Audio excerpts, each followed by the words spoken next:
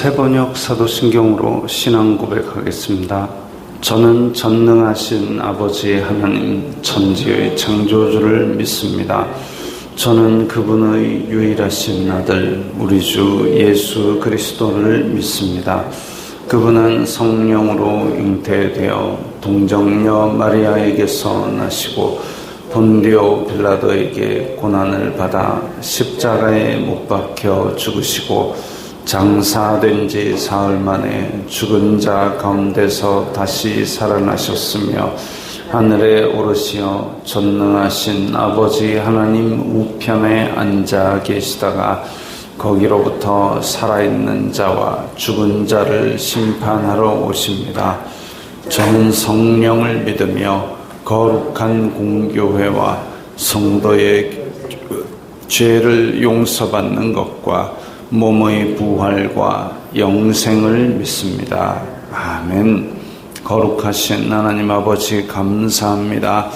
간밤에도 편히 쉬게 해주시고 새벽에 기도하는 자리에 불러주시니 감사합니다. 이 시간 저희들 마음 중심으로 주님을 경외하게 하여 주시옵소서. 예수님 이름으로 기도드리옵나이다. 아멘. 찬송가 490장입니다.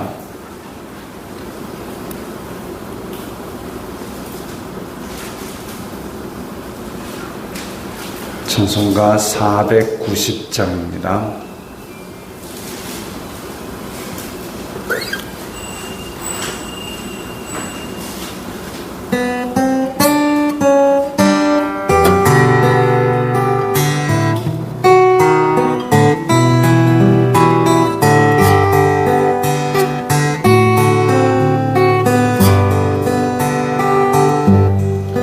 주여 지난 밤 내 꿈에 배었으니 그 꿈 이루어 주옵소서. 밤과 아침에 계시로 보여주사 항상 은혜를 주옵소서. 나의 놀라운 꿈 정녕 나 믿기는 장차 큰 은혜 받을 편이 나의 놀라운 꿈 정녕 이루어져 주님 얼굴을 배우리라. 마음 괴롭고 아파서 낙심될 때 내게 소망을 주셨으며 내가 영광의 주님을 바라보니 앞길 환하게 보이도다. 나의 놀라운 꿈 정녕 나 믿기는 장차 큰 은혜 받을 편이 나의 놀라운 꿈 정녕 이루어져 주님 얼굴을 배우리라. 세상 풍조는 나날이 변하여도 나는 내 믿음 지키리니. 인생 살다가 죽음이 꿈 같으나 오직 내 꿈은 참되리라. 나의 놀라운 꿈 정녕 나 믿기는 장차 큰 은혜 받을 편이 나의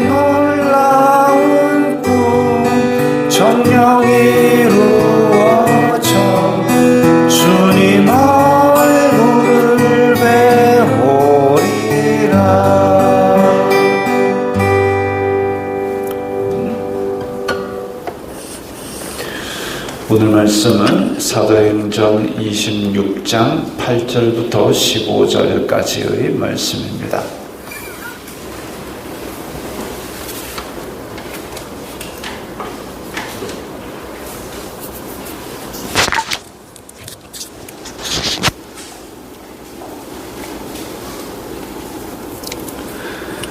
사도행전 26장 8절부터 15절까지의 말씀 함께 읽겠습니다. 당신들은 하나님이 죽은 사람을 살리심을 어찌하여 못 믿을 것으로 여기나이까? 나도 나사렛 예수님의 이름을 대적하여 많은 일을 행하여야 될 줄 스스로 생각하고 예루살렘에서 이런 일을 행하여 대제사장들에게서 권한을 받아 가지고 많은 성도를 옥에 가두며 또 죽일 때에 내가 찬성 투표를 하였고 또 모든 회당에서 여러 번 형벌하여 강제로 모독하는 말을 하게 하고 그들에 대하여 심히 격분하여 외국 성에까지 가서 박해하였고 그 일로 대제사장들의 권한과 위임을 받고 다메섹으로 갔나이다. 왕이여 정오가 되어 길에서 보니 하늘로부터 해보다 더 밝은 빛이 나와 내 동행들을 둘러 비추는지라. 우리가 다 땅에 엎드러짐에 내가 소리를 들으니 히브리 말로 이르되 사울아 사울아 내가 어찌하여 나를 박해하느냐. 가시체를 뒷발질하기가 내게 고생이니라. 내가 대답하되 주님 누구시니까? 주님께서 이르시되 나는 내가 박해하는 예수라. 아멘.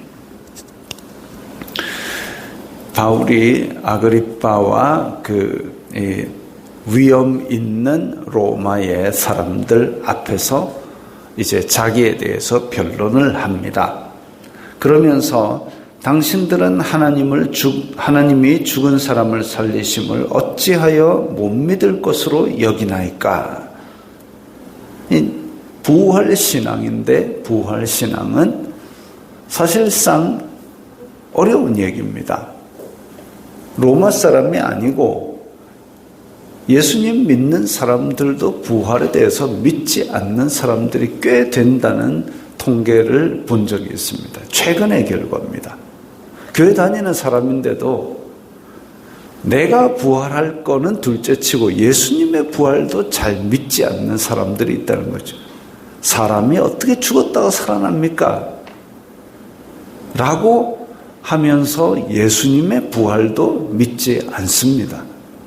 그래서 역사적으로 예수님만 다시 살아나신 게 아니라 구약시대에도 죽었다가 살아난 경우가 있고 예수님께서도 죽어서 냄새가 나는 데까지 이르는 나사로도 살리신 적도 있고 소녀도 살리시고 몇 명을 살리셨지 않습니까?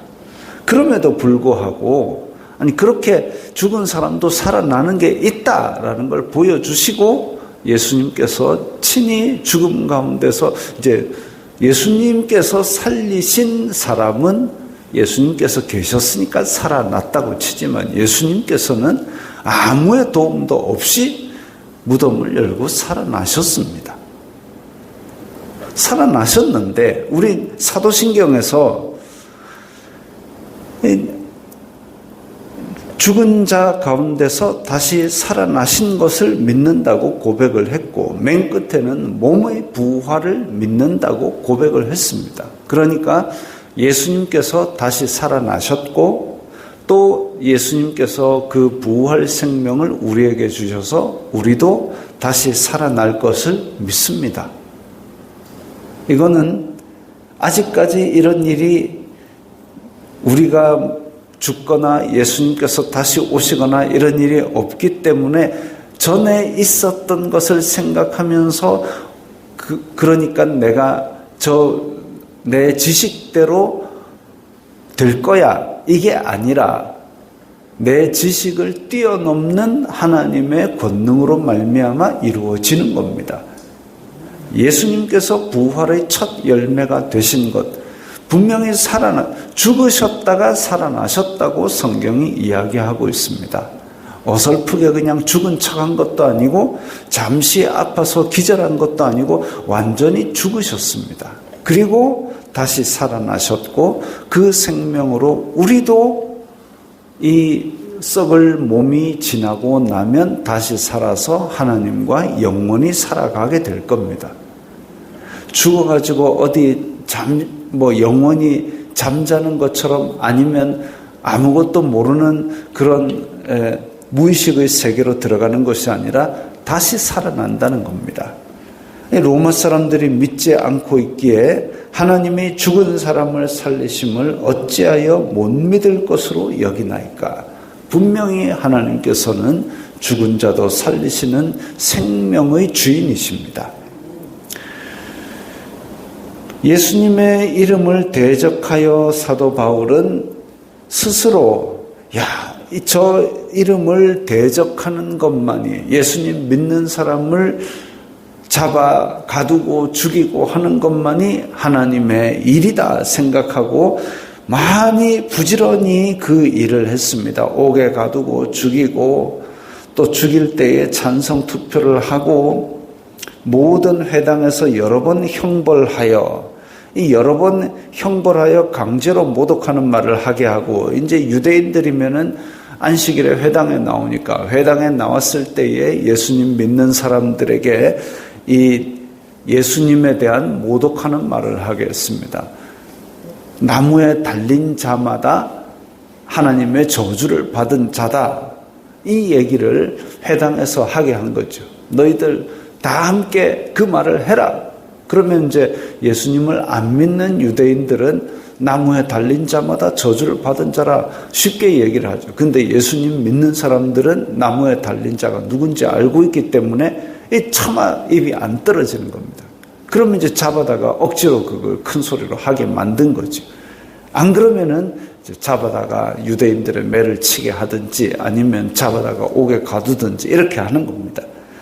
그렇게 괴롭히고 박해하고 또 11절 끝에 보면 심히 격분하여, 이제는 그 예수님을 믿는 도를 교회 안에서 뭔가 잘못된 일이 있으면 가르쳐서 바르게 함이 마땅한데 가르쳐서 바르게 함을 넘어서서 이제 심히 격분하여 미워하고 화를 내면서 그 일을 끝장을 보려고 했다는 겁니다. 정말 하나님에 대한 열심은 뛰어나지만 그 열심이 이제 이성을 넘어서서 말씀을 넘어서서 이제 격분까지 갔다. 이건 이제 문제가 좀 있는 거죠. 모세가 지팡이로 바위를 내리칠 때 화가 나가지고 내가 너희들을 위하여 반석에서 물을 내랴 이렇게 반석을 2번이나 때려가지고 결국은 자기에게 주어진 복을 걷어 차버린 격이 되어버렸습니다. 분노는 하나님의 의를 이루지 못한다고 성경에 기록되어 있죠. 그렇게 심히 격분까지 해가면서 자기는 예수님 믿는 사람을 박해를 했습니다. 그 박해는 설령 하나님의 옳은 일이라 하더라도 격분한 때부터는 하나님의 의를 이루지 못하는 겁니다.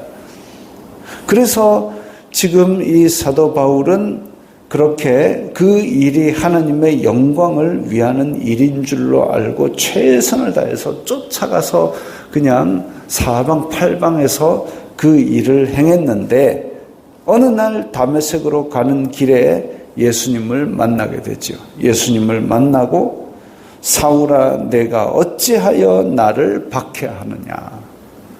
아니 나는 당신이 누군지도 모르고 당신을 박해한 적도 없는데요. 왜요? 누구예요? 그러면서 한마디 더 하시기를 가시채를 뒷발질하기가 내게 고생이니라.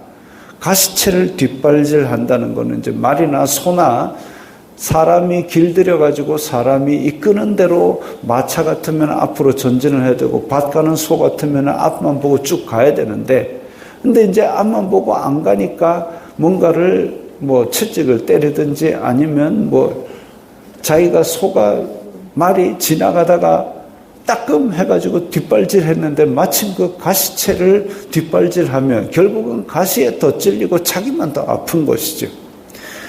사도 바울이 했던 일이 바로 이런 겁니다. 내가 내 주인이 원하는 길로 안 가다가 어쩌다가 따끔해가지고 그걸 걷어차고 또 걷어차고 아프니까 더 세게 걷어찼는데 더 세게 걷어찬 게 결국은 가시채를 뒷발질하니까 더 아픈 거죠. 마찬가지로 이 사도 바울이 회심하기 전에 예수님 믿는 사람들을 그렇게 잡아 죽이고 가두고 그렇게 따끔하다고 해서 뒷발질로 계속 걷어차지만 그게 결국은 사도 바울을 고생시키는 일이다 이거죠. 영적으로 아주 그냥 뼈를 말리는 일이다 이겁니다. 그래서 주님 누구시니까 이렇게 나를 고생한다고 내가 하나님의 영광을 위하여 달려가는데 이게 그냥 내 고생일 뿐이라고 말씀하시는 당신은 도대체 누굽니까? 근데 주님 누구시니까 라고 이야기한 걸로 보아서 자기의 지금 속사정을 알고 있는 분이구나라는 두려움에 사로잡혔을 겁니다. 그리고 내가 말이나 소처럼 하나님께서 원하는 대로 가야 되는데 내가 이 원하는 대로 하나님께서 원하는 대로 간다고 착각하고 있었지만 그게 아니다라는 걸 깨우쳐 주셨기 때문에 주님 누구시니까 내 길을 원하는 방향이 있다라는 걸 알려주시는 분, 뒤에서 나를 몰아가시는 분, 이분이라고 고백하면서 누구십니까? 나는 이제까지 하나님이 누군지도 모르고 그냥 율법에 따라서 저 사람들을 죽이려고 쫓아다녔습니다. 이 고백을 하는 거죠. 그러니까 예수님께서 나는 내가 박해하는 예수라. 예수님 박해한 적이 없잖아요. 그냥 회당에서 그야말로 자기 생각으로는 나사렛 이단에 빠졌던 사람들을 꾸중하고 징계하였을 뿐인데 그게 내가 박해하는 예수라. 너의 길을 인도하고 너의 길을 하나님의 길대로 원하는 대로 인도해야 된다고 하는 그 예수다. 네가 박해하는 그 존재가 바로 나다. 예수다.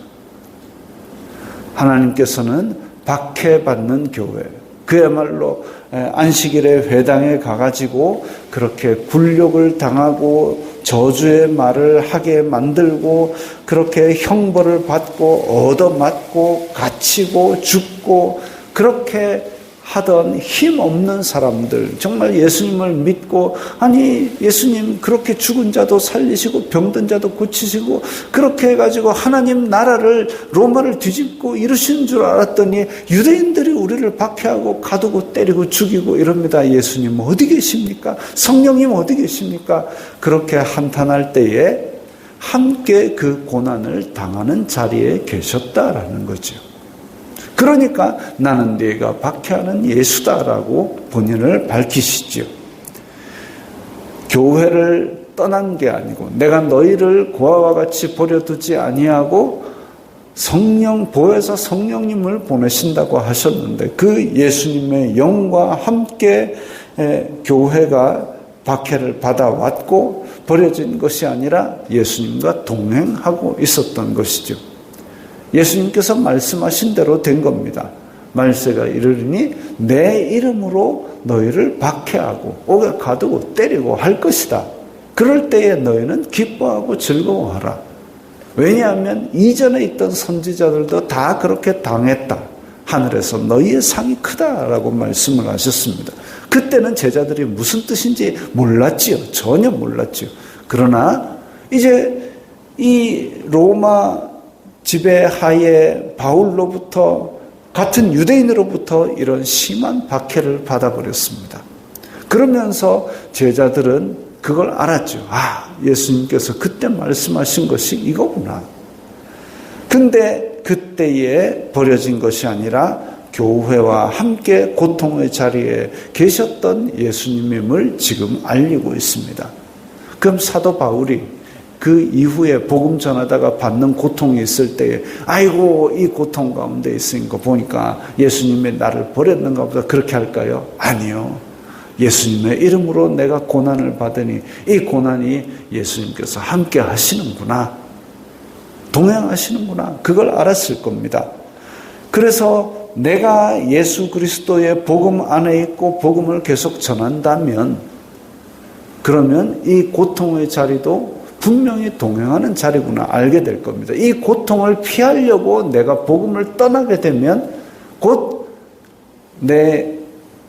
내가 가졌던 복음으로부터도 떠나게 되는 것이죠. 내가 내 양심에 거리낌 없이 최선을 다해서 복음 안에 거하고 복음을 전하고 산다면 분명히 그 고통의 길 가운데서도 예수님께서 동행하실 것입니다.